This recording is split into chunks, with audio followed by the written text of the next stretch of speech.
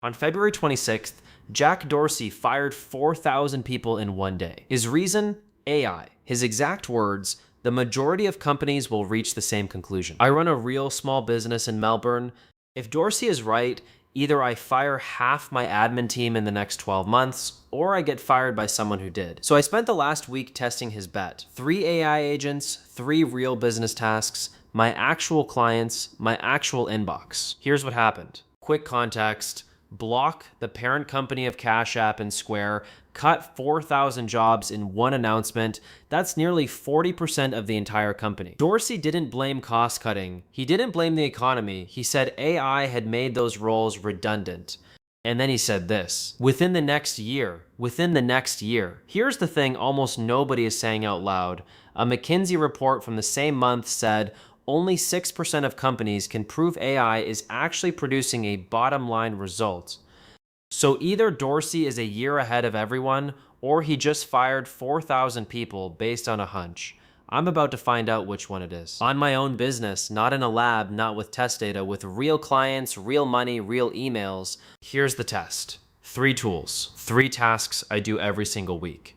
The tools. 1, Claude Cowork. Released to general availability 8 days ago. It's an AI agent that takes over your desktop, opens apps, clicks through screens, just like a human employee would. 2, Gemini inside Gmail and Google Workspace. If you're an Australian small business, this is the one Microsoft and MYOB just announced. They're weaponizing a 5-year partnership, rolling out agent features over the next few months. 3, Microsoft Copilot inside Excel, because accounting and admin is where most AI layoffs are hitting first. The 3 tasks. Task 1, write a client proposal. Same brief I got from a real lead last Tuesday. Task 2, handle a customer complaint. Real email, real situation, names changed. Task 3, and this is the one that broke, run the entire sales chain end to end. Lead comes in, agent qualifies, agent drafts proposal, agent sends follow-up. No human touch. If Dorsey is right, all 3 of these should work. Let's see. Task 1. A lead emailed me on Tuesday wanting a quote for a website redesign. Small physio clinic in Melbourne, budget around $3,000. Normally this takes me 45 minutes. Open my proposal template, strip the previous client's details, write the intro, tailor the scope, quote it, format it, send. I'm going to give Claude Cowork the exact 2-sentence brief the client sent me and nothing else. Watch what happens. 42 seconds in, it's already stripped the old client's name and started writing the intro. 2 minutes 11, done. Now here's the honest comparison. On structure, it matches mine. On tone, actually slightly better than mine. It picked up that the client is a healthcare clinic and tailored the language, but it quoted the wrong GST rate, said 12%. Australia is 10%. If I'd sent this without checking, I'd have either shortchanged myself or overcharged a client. So test 1, pass with a critical asterisk. It did 95% of the work in 4% of the time, but that last 5% could cost me a client. That's the thing Dorsey's layoff announcement didn't mention. Okay, test 2 is where it got interesting. This is a real email I received 3 weeks ago. A client who hired me for a brand identity package is unhappy with the logo direction and wants a full refund. He's threatening a 1-star Google review. This email used to ruin my day. Tone matters. 1 wrong word and you lose a client and gain a public review. I'm going to let Gemini draft the response inside Gmail with full context of the previous email thread and compare it to what I actually sent 3 weeks ago. 15 seconds, here's what it wrote.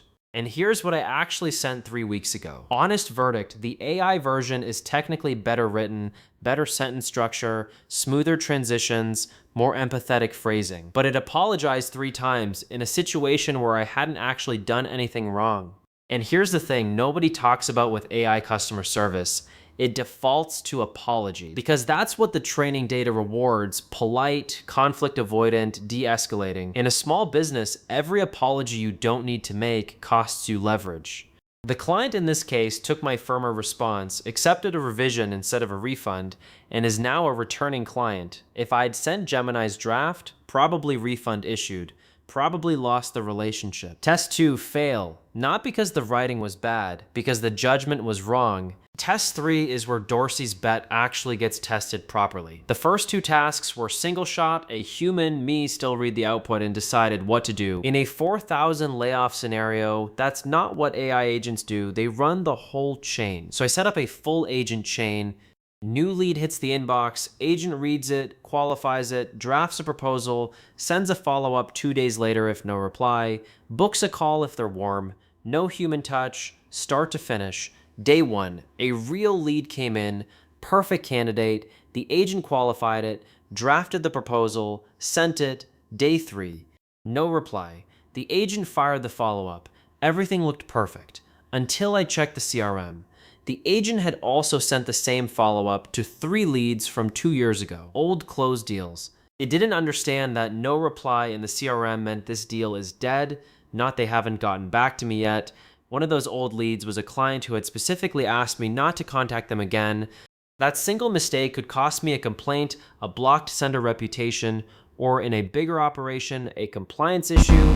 Exactly the stuff MYOB and Microsoft are trying to solve with their new compliance-aware agents rolling out later this year. We're not there yet.